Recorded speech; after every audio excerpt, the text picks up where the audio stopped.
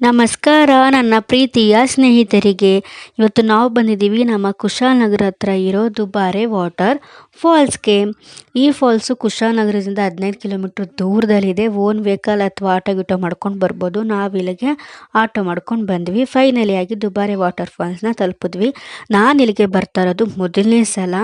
ಮತ್ತು ಈ ನೀರು, ಈ ನೇಚರ್ ಮಧ್ಯೆ ಈ ವಾಟರ್ ಇರೋದಂತೂ ಪ್ಲೇಸ್ ಅಂತೂ ತುಂಬ ಚೆನ್ನಾಗಿ ಕಾಣ್ತಿತ್ತು. ಅದರಲ್ಲೂ ಈ ವಾಟರ್ ಮಧ್ಯೆ ನಾವು ನಡ್ಕೊಂಡು ಹೋಗೋ ಫೀಲಿಂಗ್ಸ್ ಮಾತ್ರ ಹೇಳೋಕ್ಕಾಗಲ್ಲ, ಅಷ್ಟು ಚೆನ್ನಾಗಿತ್ತು. ನನಗಂತೂ ತುಂಬ ಇಷ್ಟ ಆಯಿತು ಈ ಪ್ಲೇಸು ಮತ್ತು ವಾಟರ್ ನಡ್ಕೊಂಡು ಹೋಗೋದು. ಮತ್ತು ಆನೆಗಳನ್ನ ನೋಡಬೇಕಾಗಿತ್ತು, ಅದಕ್ಕೋಸ್ಕರ ನಾವು ಈ ನೀರಲ್ಲಿ ನಡ್ಕೊಂಡು ಹೋಗ್ತಾಯಿದ್ವಿ. ಫೈನಲಿ ಆಗಿ ನಾವು ದುಬಾರೆ ಸಾಕಣೆ ಶಿಬಿರಕ್ಕೆ ಬಂದ್ವಿ.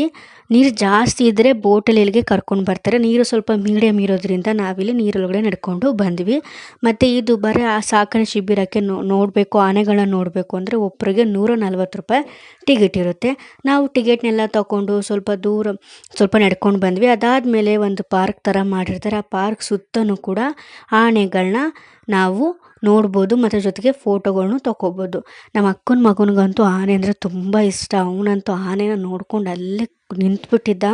ಬಾರೋ ಅಂತ ಎಷ್ಟು ಕೂಗಿದ್ರು ಕೂಡ ಬರ್ತಾನೆ ಇರಲಿಲ್ಲ. ಅವನಂತೂ ತುಂಬ ಎಂಜಾಯ್ ಮಾಡ್ತಿದ್ದ ಆನೆಗಳನ್ನ ನೋಡಿಕೊಂಡು. ಅದಾದಮೇಲೆ ನಾವು ಆನೆಗಳ ಜೊತೆ ಒಂದು ಫೋಟೋ ತೊಗೊಂಡು ನೆಕ್ಸ್ಟು ವಾಟರ್ಗೆ ಬಂದ್ವಿ.